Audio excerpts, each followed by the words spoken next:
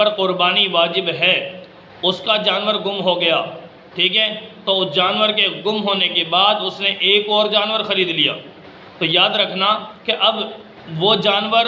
ابھی قربانی نہیں کی، اس سے پہلے کا وہ گم شدہ جانور بھی مل گیا، تو اب یہ جو ہے نا، یہ ایسا بندہ جس پر قربانی واجب ہے، ٹھیک ہے، اگر یہ قربانی کرے ان دونوں میں سے جس جانور کی، اللہ رب العالمین اس کی قربانی قبول فرما لیں گے۔ تو گویا کہنے کا مقصد یہ ہے، یہ دو جانور، ایک تو دوسرا خرید چکا ہے اور وہ گم شدہ تھا وہ بھی مل گیا، دونوں جانور جمع ہو گئے، ان دونوں جانوروں میں سے ایک کو کرنے کی اجازت ہوگی، جس مرضی کو کر لے، ہاں اگر دونوں کو کر لے تو زیادہ افضل ہے، ٹھیک ہے، بہتر ہے، افضل ہے، اللہ کے ہاں بہت پسندیدہ عمل ہے۔ لیکن اگر گنجائش نہیں ہے تو حالات کے پیش نظر تو کوئی بات نہیں، اگر دونوں میں سے ایک کرنا چاہے تب بھی اس کی گنجائش ہے۔ لیکن وہ بندہ جس پر قربانی واجب نہیں تھی، اس نے اپنے اوپر قربانی خریدنے کے بعد خریدنے سے واجب کر لی گویا، تو یاد رکھنا ایسا بندہ جس نے خود اپنے اوپر قربانی واجب کی ہے، اس کا جانور گم ہو گیا تو اس نے دوسرا جانور خرید لیا، اب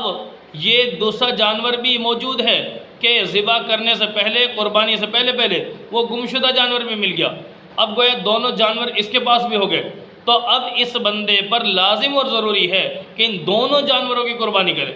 کیوں؟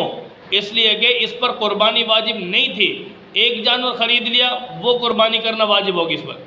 اگر اس نے دوسرا جانور بھی خرید لیا تو دوسرا جانور بھی اس پر واجب ہو گیا، جبکہ جس پر قربانی اللہ کی طرف سے واجب تھی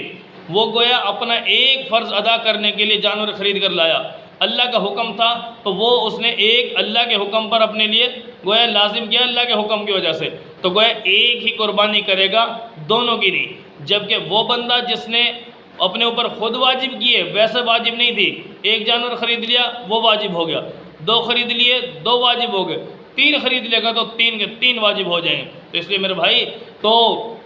جن افراد پہ واجب ہے وہ قربانی کریں، جن پر واجب نہیں ہے وہ اپنی دوسری ضروریات کو پیش نظر رکھیں۔ ہاں اچھی بات ہے، اللہ کا فریضہ ہے، سال بعد آتا ہے، یہ آپ کی طرف سے نفلی قربانی ہو جائے گی، ثواب ضرور مل جائے گا، لیکن تنگ نہیں ہونا، شریعت نے یہ سمجھایا ہے۔ اگر کرنی ہے اچھی بات ہے، نہیں ہے واجب تو فرض بھی نہیں ہے، ضروری بھی نہیں ہے، کرنے کی کوئی ضرورت نہیں ہے، حالات کے پیش نظر اپنے گھریلو معاملات کو دیکھیے، اس کے مطابق اپنی ضروریات کو پوری کیجیے۔